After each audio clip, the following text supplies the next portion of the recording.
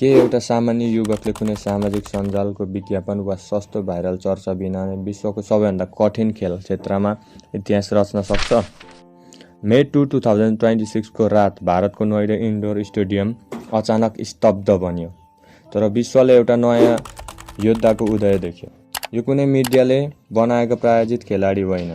यो त मानवतामा एक्लै सङ्घर्ष गर्ने वास्तविक गोर्खालीको कथा हो। मिश्रित मार्शल आर्ट MMA को संसारमा नेपालको नाम आउँदा धेरैले सामाजिक सञ्जालमा चर्चित अनुहारहरू मात्र सम्झने गर्छन्। तर मिडियाभन्दा धेरै टाढा रहेर अन्तर्राष्ट्रिय पिञ्जडाभित्र वास्तविक रगत र पसिना बगाउन एकजना नेपाली योद्धा छन् जसको नाम हो युकी आङदेम्बे। द गोर्खा उपनामले चिनिने 27 वर्षीय यी फाइटरले केज वरियर्स, ब्रेभ CF र म्याट्रिक्स फाइट नाइट जस्ता इन्टरनेसनल मञ्चमा नेपालको प्रतिनिधित्व गर्दै विश्व स्तरमा आफ्नो बलियो उपस्थिति जनाइसकेका छन्।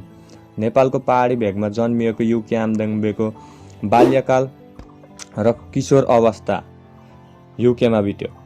उनको परिवार युके बसाइ सरेपछि उनले आफ्नो माध्यमिक र उच्च शिक्षा त्यहीँ पुरा गरे।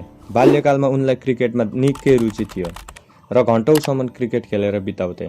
तर युनिभर्सिटीको अध्ययनको क्रममा उनको भेट र उनको रहर मिक्स मार्शल आर्टमा जाग्न थाल्यो। त्यसपछि उनको क्यारियर सधैँको लागि बदलियो।